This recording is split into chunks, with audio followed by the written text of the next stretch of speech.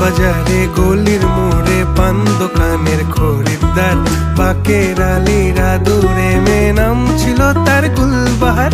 লাল বাজারে গলির মোড়ে পান দোকানের